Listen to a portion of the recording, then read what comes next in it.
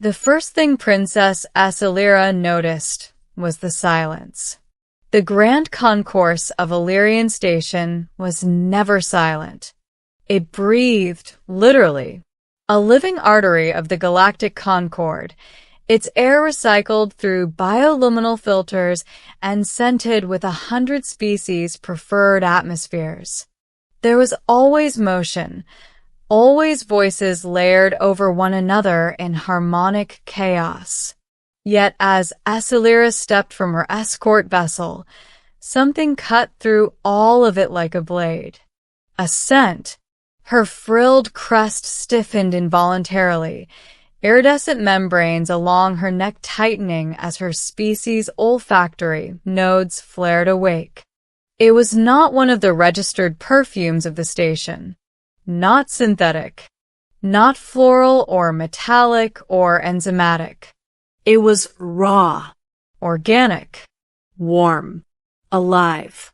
She froze mid-step, the jeweled hem of her diplomatic mantle brushing the polished floor. Her guards noticed instantly, energy pikes lifting in alarm as the crowd rippled backward. "Your Highness," her aide whispered, "are you unwell?" Acelera did not answer. She could not, because she knew that scent, and knowing it hurt.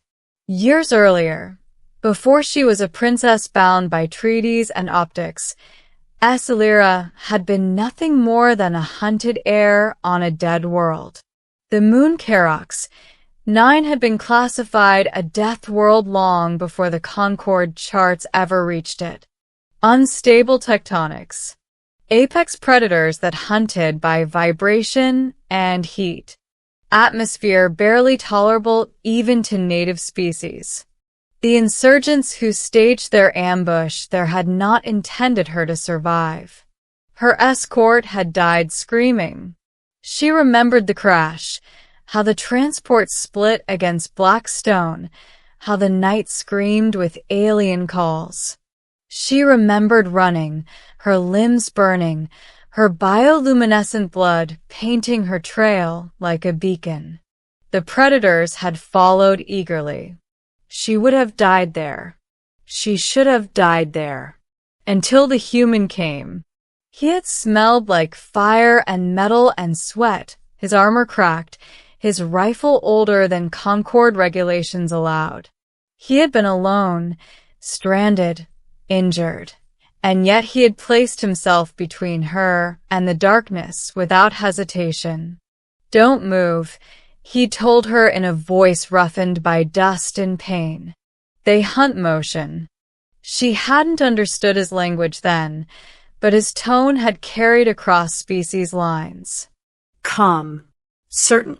Protective. When the predators came, he had fought like the world itself had taught him how. Not graceful. Not efficient by Concord standards. Just relentless. Each movement paid for in blood and breath. When his ammunition ran dry, he used a blade. When the blade broke, he used his hands. And when it was over, when dawn cracked the horizon and the predators lay silent, he had collapsed beside her, laughing weakly as if surviving was some private joke. "Guess you're safe now, princess," he'd said, not knowing who she was. "Name's Marcus." She had memorized his scent then unknowingly, the way her species always did with those who altered their fate. Then the rescue had come. Then politics had taken her. And Marcus had been left behind. Now, standing in the heart of the galaxy, Acelera inhaled again. Yes.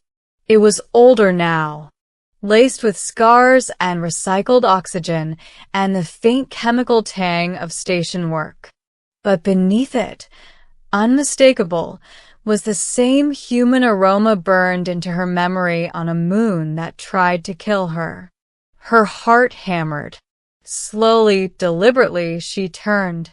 Near the maintenance ring, past the diplomats and merchants, stood a human in a faded utility jacket, a tool harness slung low on his hips. His hair was threaded with gray.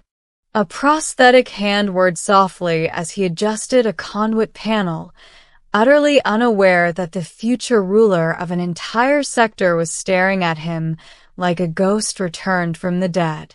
Marcus. He had survived.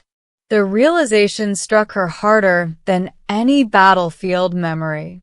Her guards followed her gaze, weapons angling toward him. "Stand down," she said sharply, finding her voice at last. "All of you." They hesitated. "Your Highness, that human is unvetted." I said stand down. The authority in her tone snapped like a command code. Reluctantly, they obeyed. Esselira stepped forward. Each pace felt unreal, like walking through remembered dreams. The scent grew stronger. Her chest tightened. When she stopped just behind him, she spoke softly in trade standard. "Marcus." He stiffened. Slowly, cautiously, he turned. The moment their eyes met, something passed between them that no translator could have captured. Recognition flared across his face, disbelief sharpening into something raw and unguarded. "No way," he breathed. "You're Esselira," she said, crest dimming in a familiar pattern. "You saved me." For a heartbeat, the galaxy seemed to pause. Then Marcus laughed, quiet, stunned, a sound pulled from somewhere deep. "Guess you made it out okay." She stepped closer, ignoring the murmurs erupting around them. "You were left behind." I searched. The Concord told me no human survived Kerox 9. "Yeah," he said, rubbing the back of his neck with his prosthetic. "Turns out humans are bad at following probability curves." Emotion surged through her. Relief, gratitude, something dangerously close to grief for all the years she'd believed him dead. "You should have been honored," she said. "Rewarded. Protected." Marcus shrugged. "I got a job. Got patched up. That was enough." "It was not," she said fiercely. Around them, officials whispered, datapads flaring. Cameras hovered. A princess speaking to a maintenance worker was already scandal enough. But Esselira no longer cared. "You altered the course of my life," she said. "My species binds itself to such debts." Marcus frowned. "Princess, I just did what anyone should." "No," she replied gently. "You did what few could." She turned to her aides. "Record this moment. By my authority, Marcus Hale is placed under royal protection and named Guardian of the Crown." Gasps rippled outward. Marcus's eyes widened. "Whoa, hey." She smiled, a soft glow warming her crest. "You once stood between me and death on a world that devours the weak. Now stand with me in a galaxy that forgets its heroes." He looked at her for a long moment, then exhaled slowly. "Guess I've had worse job offers." Laughter, hers and his, cut through the tension like light through shadow. As the station resumed its breath around them, Esselira inhaled once more, grounding herself in the scent that had changed everything. Some bonds, she realized, were stronger than blood. They were written into memory and into fate.